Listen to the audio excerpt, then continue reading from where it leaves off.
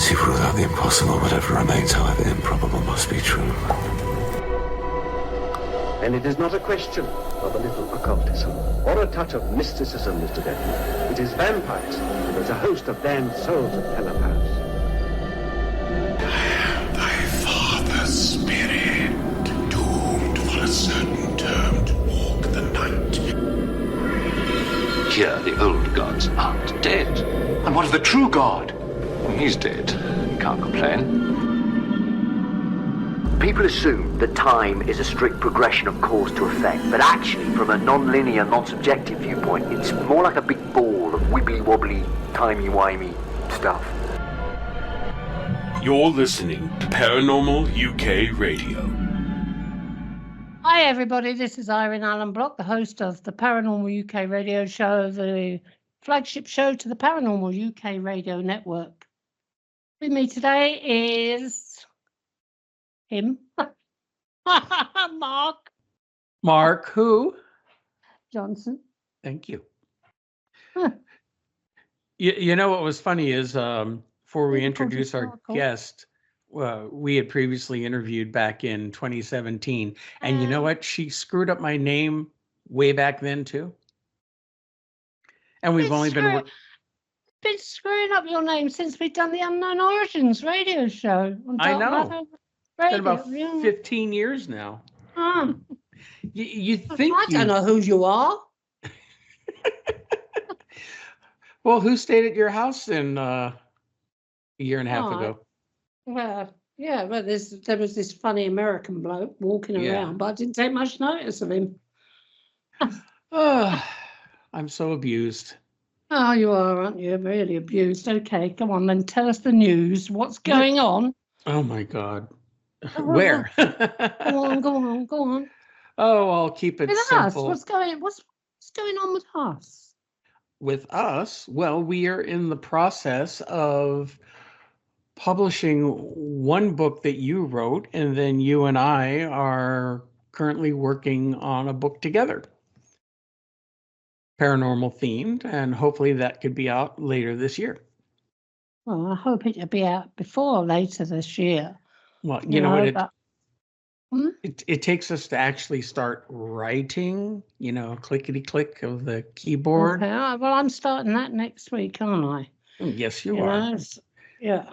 We're just getting our notes together. I want to get it over and done with before the sun comes to Wales, because it doesn't come very often, and I'm not going to miss it this year. Okay. And my new book, by the way, is Walking with the Dead. Yes. Walking with the Dead will hopefully be out here within the month. So if not sooner. So we will look forward to that and let everybody know. Oh, that's it. All right, then. That's that. That's our news. Nothing else. That's our news. Well, the network is still going strong. For 2 years in a row, we were rated as the #2 paranormal podcast in the world by, I forget who rated us. A podcast site. A rater. Yeah. Well, we were #1 the year before that. But I'll take #2. Yeah, and by the way, also, anybody that fancies themselves as a paranormal podcaster and wants to get onto a radio station, contact Andy at paukradio.com.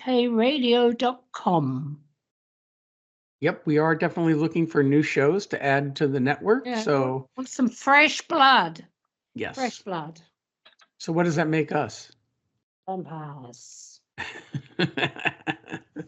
old vampires. There we go. Suckers. So I guess we'll get on to introducing our guest. As I mentioned, our guest was previously on the program coming up on 8 years ago. Good Lord. And we talked about a variety of different subjects. We got some really interesting new ones tonight. Now our guest is June Lundgren, who's a paranormal consultant and investigator, psychic medium, animal communicator, international author, and with over 40 years of experience in the paranormal field. Nearly as much as me. Nearly, yes. Well, that's So- another 20 years to go, Junior. And you'll be So, there. how are you tonight, June? Welcome I'm to the doing program. good. I'm doing good. Thanks for having me. It's a nice Okay. sunny day today for a change. Oh, rub it in. It's overcast and rainy here. Gosh, it's been sunny and hot here.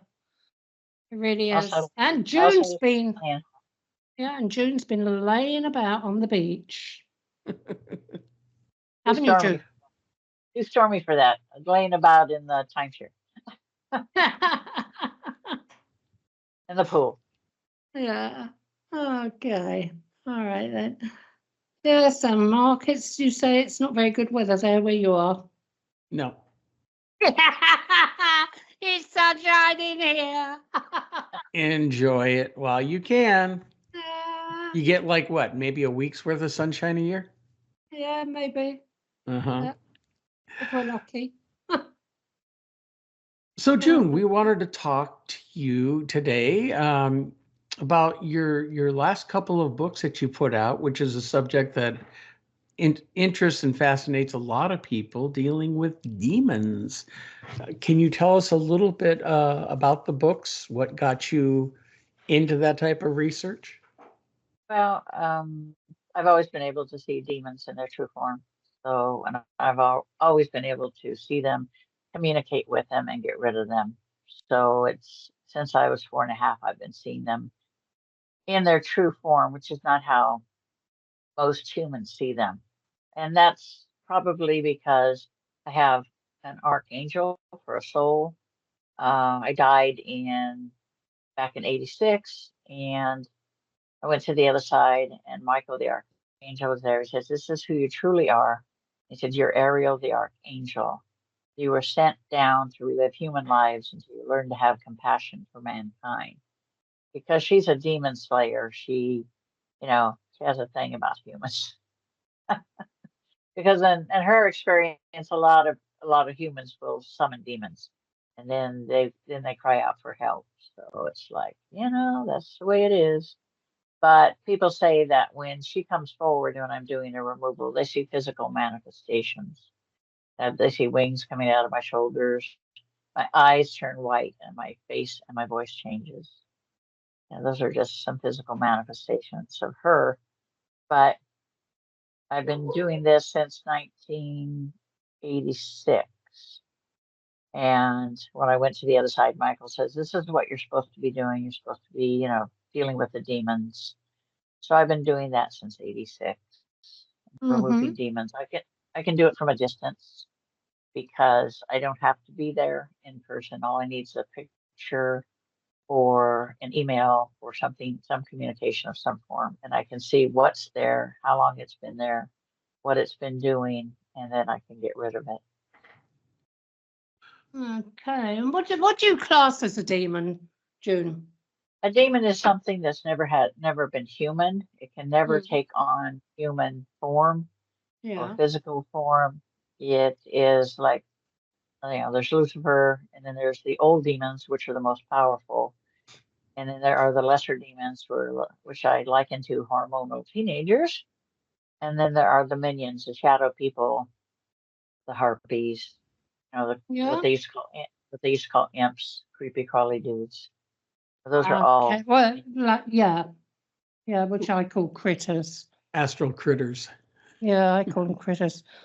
So, do you actually remove demons from people that have been possessed? Oh yeah. I've had several cases. And so what sort of demons are they? Because you've got several different types of demons that can possess people. Right. They're usually either an old demon or the lesser demon, but people think that if you're possessed, it's 24/7. But the only time it's 24/7 is if you have more than one demon in possession. Because the reason what started the war between quote unquote heaven and hell was the fact that we were all white light beings at one time. And then Lucifer rose up against God and said, we don't want to have physical form. We don't want to be subject to a shell. Now, this is not what we want. And so that's where the war began. And then Michael disarmed Lucifer and Ariel disarmed his son.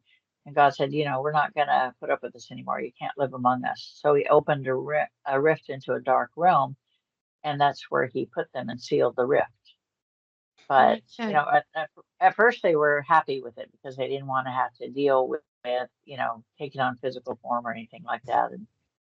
But over the billions of years, they've become pissy, of course, Okay. and they want revenge, and that's why they're here. They seek revenge from white light souls, and that's why they cause you as much pain and suffering as possible. Yeah.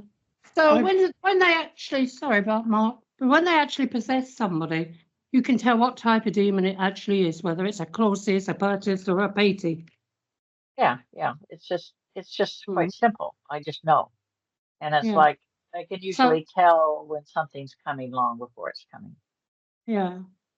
So Clausius, how would you tell that it was Clausius for a start? Well, I don't know that term. I don't give them differential terms. No, they're either an old demon or they're. Well, Clausius is a closed demon, one that hides deep within the psyche, and it's very, very difficult to get it removed. Whereas an Apertus is an open one. You can tell the Clausius because the eyes roll back underneath the eyelids. Yeah, I just call them brain dwelling ones. Okay. The worst one is the Apeti, as far as I'm concerned. Yeah, that is very difficult. That really sits in the psyche, and to try and remove that it takes a hell of a lot of effort, a hell of a lot of energy, and a hell of a lot of work. Yeah, it's with most, if you had a deliverance minister or a Catholic priest that was going to do their removal, yes, I can understand where it would take a long time. With me, it doesn't, because I see where you're like me, aren't you? Sure. I do everything remotely. I've been fighting demons now for how long, Mark? 60 years? Something like that. Yeah. And the furthest I've done it is from Wales to New Zealand. I removed one in New Zealand and I was in my kitchen in Wales at the time. Yeah. So I've done it from Australia, the Netherlands. It doesn't matter. Yeah, I've done them all over. They don't have distance on the other side. So no, I've done them all over the world as well. But this is why I can understand what you're talking about, because removing them remotely. Yeah, you just cast them out. Is that what you do? I get rid of them. You cannot kill. destroy a demon. Nobody can destroy a demon because yes, you can. But no, you can't. You cannot destroy a demon. You can remove a demon, you can get rid of a demon, but you can't destroy the demon. Not if you're just a human being, no. No. But when I do the killing of the demons, it's in a whole different plane of existence. And Ariel comes forward and does it. Yeah, Ariel. It's like me. I completely changed. You've seen it, haven't you, Mark? Yeah. Yep, that's what happens. You just kill it. There's no other way around it. You can't. I know it was probably about 5 or 6 years ago, and God said, "You know what? Yeah. Lucifer's right. I'm too lenient on the demons." He said from then on, he says, "I want them to be killed." So we started that about 5 years ago, and we've been going ever since. And it's been one thing after another. I had a big battle in 18 against Lucifer's son, August 18th, 2018, when Lucifer's son had been tracking Ariel, and he's the one who was basically calling her out, and she ended up killing him. Lucifer came to her prior to the battle and said, "Listen, I didn't sanction this. This is not something that I want." He said, "He's on his own. Whatever happens is on his head." And then Lucifer just walked away. And I'm like, okay, it's on his own head. Nobody else, not as bad as most people think he is, but there is that respect between the archangels, the Legion of Light, Mhm. God, Jesus, and Lucifer, there is that respect, and they stick with that. Uh-huh. It happened where I had a lady that contacted me. She had 11 demons. She contacted me and said she was possessed, and I'm like, right, send me a picture. The moment she sent me the picture, I knew that there was something there, and I knew how many were there. And God said, I want you to take, Aaron, who's a friend of mine, who's an ordained minister. He says, I want you to take him with you because he fears the dark ones, and he cannot fear the dark ones and serve me. So he went with me, and then one of the other girls, the other girl that made up my Ghosts and Girls Paranormal team, I told him, I said, you need to prepare because this is like nothing you've ever seen before, nothing you've ever experienced. Yeah. And it took me 3 hours to remove 10 of them. On the 11th one, it was hiding out from Lucifer. I can look into their mind and find out why they're there and what they're hiding from. And it was hiding from Lucifer because Lucifer had given it a job and it just blew him off, didn't do it. Yeah. And so I said, fine. I said, do you want to go home? I said, you can return to the light. If you're repentant, you can return to the light. And I said, Jesus, come forth. And my friends are standing in front of me and they part as this huge white hand comes out towards the woman. Mhm. And the demon said, no, I can never go home. And he like hunkered back inside of her. And I said, so be it. So Jesus removed his hand. And then I said, so be it. Lucifer, come forth. Yeah. And Lucifer appeared at the end of the hallway and came towards us. And my friends are like, Mhm. kind of, my friend that's the ordained minister, he said, just for a split second, he said, I kind of freaked out. He said, and then I remembered who and what you are, and I was okay. Yeah. And what they saw was a black figure in a fedora, double-breasted suit, spats, with no features except the gold eyes, come down the hallway. And Lucifer said, come out of there. You're coming with me. And it said, no, I'm not going anywhere. So Lucifer turned and looked at me and said, I know you don't want me to harm the woman, so I will be back for it tonight. And he turned around and disappeared down the hall. And we So all went where home. was this? Whereabouts was this? That was locally in Portland. Oh, it was local. Yeah. Yeah. And so I told the woman, I said, don't worry about it. He'll be back. Lucifer will be back tonight for it. Mm-hmm. We all went home and we all woke up at 3 a.m. and I heard Lucifer say it's done. And Okay. we everybody went back to sleep. And then the next morning I called her and she says, oh my gosh, I haven't felt like this in over 20 years. She said, I feel absolutely empty. Mm-hmm. And I said, please go get counseling. I said, you have PTSD from Well, having these things within you. Last thing I knew, that's one of the most important things, isn't it? The counselling at the end. yeah. So last thing I knew, she was in counseling and doing well. Yeah.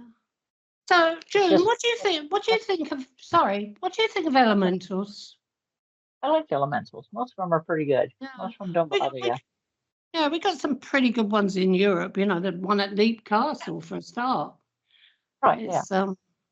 Every now and then you get a nasty one, but for the most part, they don't bother me in the least. Well, the one at Leap Castle's a bit negative. He's a bit of a nasty bugger. That's Yeah, he's about the size of a sheep. Mhm. Yeah, and he's got a human head apparently, and stinks of rotten flesh. Leap Castle's in Ireland. It's a very famous. I think it must be one of the most famous elementals we got in Europe. Is this one? And but he only comes when he's provoked, and of course you get the tourists over there trying to provoke it, so that it will appear. Yeah, or leave the them alone. Or the stupid ghost hunters, because the show they've had a few shows go in there. Oh yeah, was that there? It's like Ghost Adventures went there, if I remember right. Ghost Adventures, but the Ghost Hunters TV show were the first ones to go there. I know Most Haunted went there. Yeah. I went. I was on the Ghost Adventures show and removed a demon there. And I told him, I said the demon wanted me to give Zach Baggins a message, and I said that's the only reason why I'm here. I'd like to And I give told that Baggins message. I said, here's the message from the demon, because the demon Mhm. was standing there. And he wanted to see what I saw. So I told him, I said, you don't want to see what I see. And he made a big stink about it. So I told him, I said, hold my hand and see what you see. And he just freaked out. And I told him, I said, it's not for everyone. I said, I see them in their true form. I said, Yes, so do I. that'll not, you'll not be happy Nasty about that. little buggers. Yeah. And the demon told him to quit provoking. Quit Mhm. provoking and quit disrespecting, or you will pay the price. And I gave him the message and everything, and he didn't do it. So when he bought that place called the Demon House, that same old demon that gave him the message took his sight. Yeah. I told him, I said, yeah, you better pay attention and you better do what it says, because they don't come down here to give you a message for nothing. So you No, better do it. Well, that's true. a couple of things there. When you were on the Ghost Adventures show, how long ago was that? I've watched most of the episodes, and for some reason, that one's not coming to mind. It's number 9. I think it's the series 19. It was Graveyard of the Pacific. Okay. It was a 4-part special. I was at the Norblad Hotel where I had removed demons earlier that year. Okay. All right. I'll have to go back and look at that again. Right, I'm Earlier, eating grapes here. do you have enough to share? No. Well, shame on you, to the back of the line then. June, when just to touch on some things that you talked about earlier with the rebellious angels being sent to the dark abyss, whatever it was, and sealed in. Yeah. So if they're sealed into that dimension, how did they get up here to cause trouble? Simple. They create dark portals.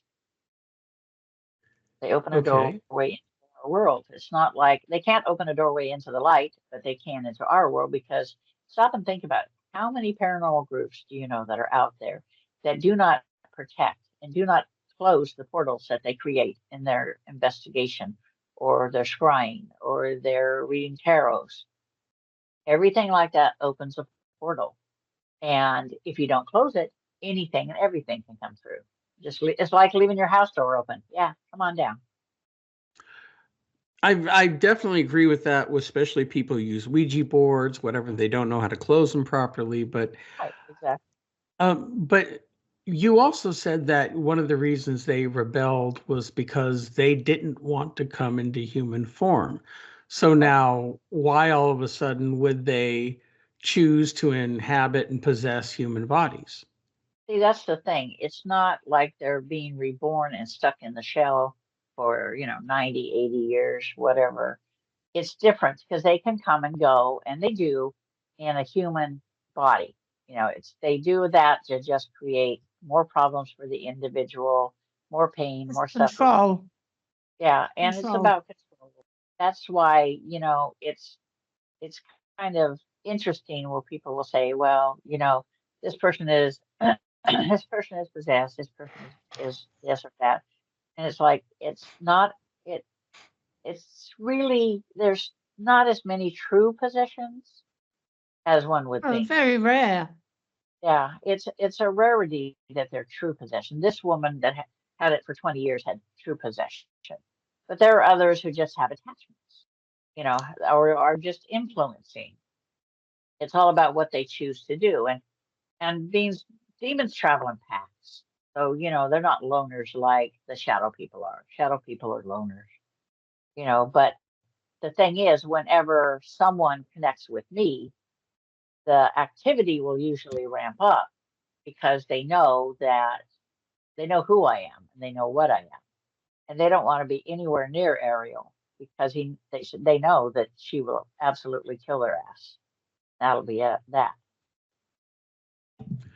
So would the attachments be considered demonic oppression rather than possession? Yeah, it'd be more in that classification. Okay. And you also said that they have an opportunity, if they repent, they can go back. They can, yeah, it's not often that that is offered to them, of course, but it can be, and that's why Azrael is in the dark realm. He is there because he went to God and said, when God sealed him in there, and he went to God and said, what if they want to repent? What if they want to come home? He said, how will we know? He says, I would like to be able to be there in the dark realm and take a handful of other archangels with me so that if someone wants to come back to the light, they can. And I can count on one hand the amount of demons that have gone back. But there are also there are also demons like, I call him Herb, I won't say his real name. And he came to me and says, listen, I want you to go, he's an old demon. I want you to go to Lucifer and ask if he would allow me to be the bridge between, the human world and the darkness. Because I would really like to be able to help. And so I went to Lucifer and I said, well, this is what he wants to do. And Lucifer's like, I have to talk among the other old ones and find out if they approve. So in the end, they approved. And so when you see him, you see Herb, he's more shades of like soft grays than he is dark. And he'll come if something's happening or he feels there's something I should know about, if there's something going on, then he will, he'll get a hold of me and he'll tell me what's going on or what needs to be done. Because there are always rogue demons. Rogue demons are just, you're going to have them no matter what. Lucifer cannot keep control of all of them. And there are those who turn against, what he does and feels that he in himself is too lenient. That brings up a question for me because I'm trying to understand Lucifer's role. Is Lucifer the same as Satan? Yeah, Lucifer is his white light name. Satan is his dark name. So they have two names, the one of light and one of dark. I always call him Lucifer, which means the shining one, out of respect for him. The dark name is more derogatory, so I have a habit of not using it. So, there's always the picture of Lucifer, Satan, whatever names that people call him, as being the ultimate evil, trying to destroy mankind and whatnot. And from what you're talking about, it sounds like he's like a manager and you can talk with him and reason with him. He's like the head of the mafia. I kind of liken it to that. He's the head of the mafia. I like that one. Head of the mafia. And everybody else is his people. And what he says goes. He has 3 old demons that are first, second, and third in command, and they oversee like the other old demons, and they oversee the younger demons and the minions. Each one has a job to do, and he is like above all of these. He controls all of that. But like I said, there are rogue demons, that happen occasionally. And people don't understand that demons evolve, just like angels evolve. And a demon can push its evolution. It can try to force the evolution. And when it does, it doesn't act like other demons. It goes crazy. If they were a human, I'd say they went absolutely psycho. Because they don't travel in packs. They don't have creepy crawlies with them. And they do things that are unpredictable. And if Lucifer finds one of them, he kills them. Because to him, they are a liability to him. And he won't have that at all. Or if he finds a rogue or something like that that's getting out of hand, he'll come to me and say, I have this one, because it saves him face if Ariel kills it rather than him killing it. So he will say to Ariel, I've got this one, it needs to be dealt with. And as a favor to him, she will do it, but then he owes her. So it's a mutual respect thing. Very interesting. One of the things, and you two both can tell me about your thoughts on this, since I've never actually really encountered any demonic entities in my 20 years of paranormal research. I guess Bad I'm negative lucky. energy. Yeah, well, that's where I want to go with negative energy, because it seems to me that these types of entities that attach themselves to people, and people who have personal issues, alcoholics, or people who, for whatever reason, is spiritually and mentally deficient, and that allows these things to come in. But I always liken them more like a parasite.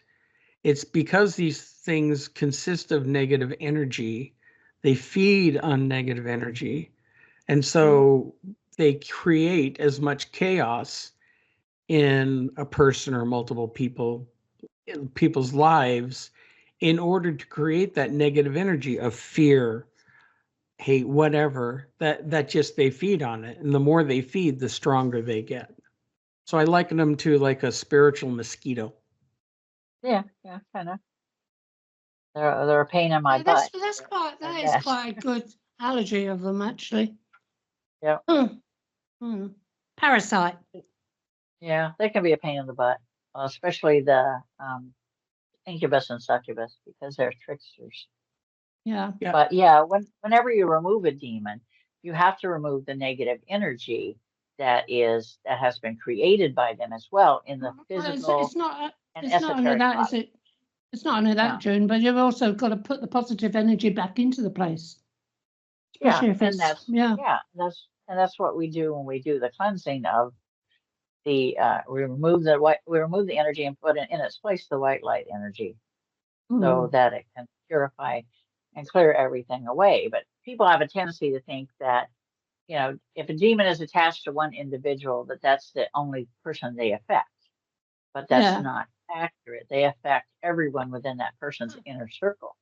That's how they work. Why not? It's like they have that MO. And if people don't realize it, why are you suddenly having fights with your boyfriend or your husband, or why is your animal having health issues? Because they'll take your health down, your financial stuff will go down in the toilet, your whole life goes in the toilet. And that's just how they work. And people just think, oh, I'm jinxed or I'm cursed or whatever, and I'm like, yeah, whatever. Like, no, that's not what's going on. I wish I could say that. I wish I could say, yeah, that's the whole problem, but that's not. Okay, June, let's get off the dark stuff now. Have you seen any ghosties lately? Oh yeah, all the time. You've done some ghosty work. Yeah, it's like, somebody will call me up and say, oh, or send me an email saying that, that there's something negative here. And I'm like, no, it's not negative. It's like I have a lot of people, email me and say, these things are going on, or this has been happening.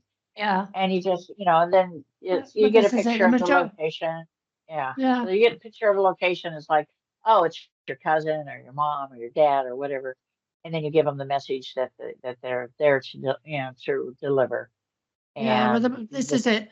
Over here, it's more ghosts and demons. In America, it's more demons and ghosts. Yeah. But that's what gets bums on seats, isn't it? Demons, not ghosts. Yeah, that's what they want. They want everything to be. Everything is negative. Everything is. Everything's a demon. Everything's negative. It's not always. I tell them, it's probably more likely to be your grandma or grandpa than it is a demon. True. That's true. And like when I go to the graveyards, it's always human spirits. That's it. That's why the dead can't hurt you, darling, can they? That's what they say. The dead can't hurt you. It's the living that hurts you.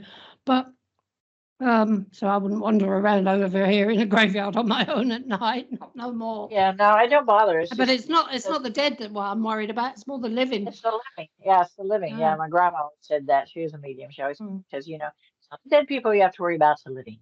I'm like, yeah, I know. And what about the pet stuff? How are you getting on with that now? Yeah, I have a lot of people connect with me. In fact, I've got a reading tomorrow about two pets. One that crossed and one that's back again. I lost my little dog last week. Oh, that's always really, really hard. I lost She my was Springer. June. Yeah. She was 20 years old, June. Wow, that's good. I'd had her 20 years. Yeah, that's good. My Springer was 15 and 3 months, but that was her third incarnation with me, and she came back 2 years ago, and I have her back again. So I just look for her. She tells me, I'm coming back. Look for me, and I do, and I find And her. this is it. The amount of dogs that I've had over the years, Yeah. and I recognise previous dogs. I've had them passed over in the new dogs. Yeah, exactly. I have two pit bulls, and they're the reincarnation of my they're the reincarnation of my Dobermans, who were sisters, and they answered to the same name and everything else, the same mannerisms, everything, because they came back like right away. My Springer waited a little while before she came back, but she answers to the same.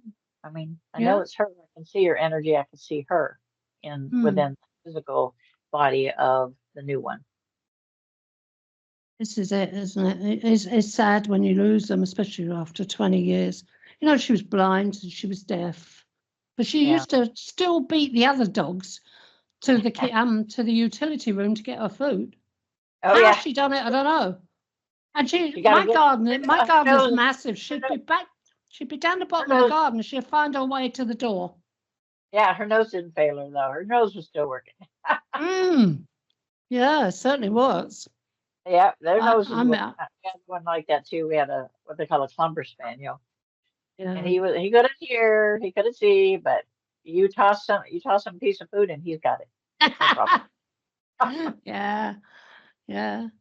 I do miss her.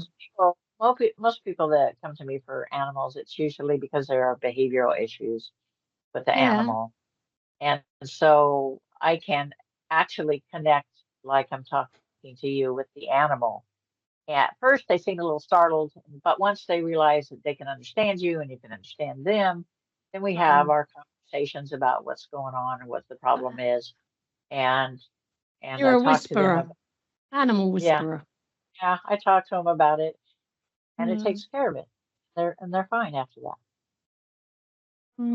Are you only good on humans? Because I need a whisperer for Mark. Yeah. Don't get me started on those ones. I'm incorrigible. Well, it's quite easy being an archangel. When she comes forward, when I bring her forward, I can see into the individual's mind. I can actually, help them get rid of problems, issues that are psychologically keeping them held back, keeping them from doing the work, that sort of thing. Because I can actually have a conversation with their subconscious. And all this hit you as early as you can remember? Yeah, when I was 4.5, how I saw demons change. Before that, I saw them as most humans do, a black mass, a dark figure. But after that, I saw them as they truly are. And gargoyle-ish. Yeah, and that was just kind of, at first I was scared. Michael said, don't worry about it. So you can see them, but I won't let them see you. Because I want you to watch them. I want you to learn how they work, all that stuff, because you'll need it when you get older. So you're 4.5. You're like, oh, okay, it's a game. Do it. So I've been doing it since then, and I'm going on 67. So time. How old are you? I'm almost 67. In November, I'll be 67. You're younger than me. Everybody's younger than me. I thought you said 77, and I thought that's brilliant. Someone's older than me for a change. 79. He's going to be 80 in August. So yeah, I got an old wrinkly as well. Yeah, he's in the hospital right now, though. So what are your books called? Sorry, Mark. Did you go on then, Mark? I have the two latest ones. One of them's called Demon Seer. It's the first in a 3-part series of books, and it talks about how the negative entities are affecting the current world, and there's a couple of chapters in. Yeah, one is on, where to find help, how to help yourself and where to find help. And the other one's on protection, the myths behind what will really protect versus what won't. And the other one I just released, it's called Dark Encounters. It's 15 of my worst encounters with, from demonic stuff. And then the new one I have is called The Angel Primer. It's coming out next month, because there are over 300,000 warrior angels reborn and incarnated into physical right now. And so a lot of them don't know who or what they are, and they don't know what they can do, what their abilities are, how to utilize their abilities. And everything in the book is, I teach everything from how to create white light swords to how to create infinity orbs, and how to merge with your, angelic soul, that type of thing. So it's basically a primer. That's why it's called the Angel Primer. That's good. You have to get them and have a look at them. And where can people find your books? They can find them on Amazon.com, or they can get a link on my website. Either one is where they can find them. Fantastic.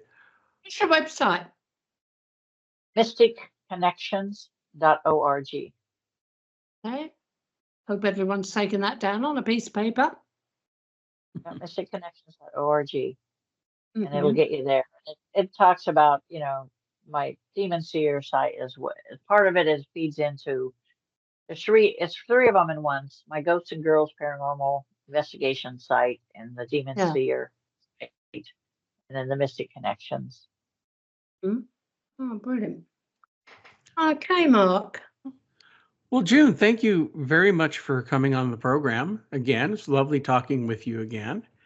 And of course, this subject is always one that fascinates me, especially since you two obviously have way more experience than I do, which is like nil. But I've dealt with a pissed off ghost before, but nothing demonic. Yeah, those are funny. Yeah, those are funny. All right. You get the occasional one who ghost that shows himself as a 7-foot tall shadow person when they're actually a short, fat, balding guy who never got any respect from life. Sounds about right. Delusions of grandeur. Exactly. Well, thanks, June, and thank you everyone for listening to another edition of the Paranormal UK radio show, the flagship show here on the Paranormal UK radio network. And Irene, where can people find us? Everywhere, people, everywhere. Well, thanks again, everyone. You have a great week. And as I always say, be good humans, and we will talk to you all soon.